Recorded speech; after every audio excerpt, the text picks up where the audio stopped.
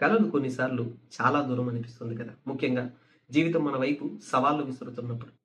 30 days 30 UPSC success స్టోరీస్‌లో ఈరోజు మనం చూడబోయేది అలాంటి ఒక అడ్డంకులను గెలుపు మెట్టులుగా మార్చుకొని సక్సెస్ అయిన వివేక్ చౌహాన్ యొక్క స్టోరీ.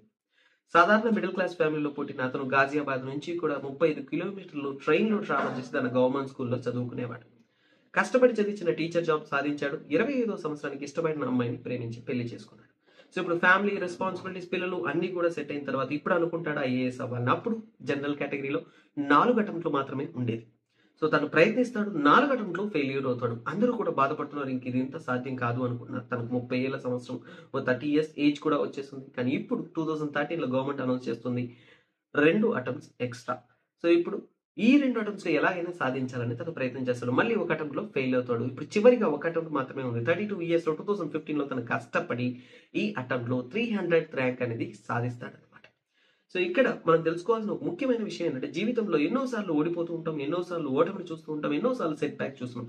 ప్రతిసారి కూడా మీ మీద మీకున్న నమ్మకాన్ని మీరు వదులుకోకూడదు. మీ ప్రయత్నాన్ని మీరు వదులుకోకూడదు. మళ్ళీ మీరు ముందుకు వెళుతూ ఉండాలి. ఎవరి కోసం కూడా మీ గోల్‌ని మీరు సాక్రిఫైస్ చేయకూడదు. అలాంటప్పుడు ఖచ్చితంగా సక్సెస్ అనేది మిమ్మల్ని వెతుక్కుంటూ వస్తుంది.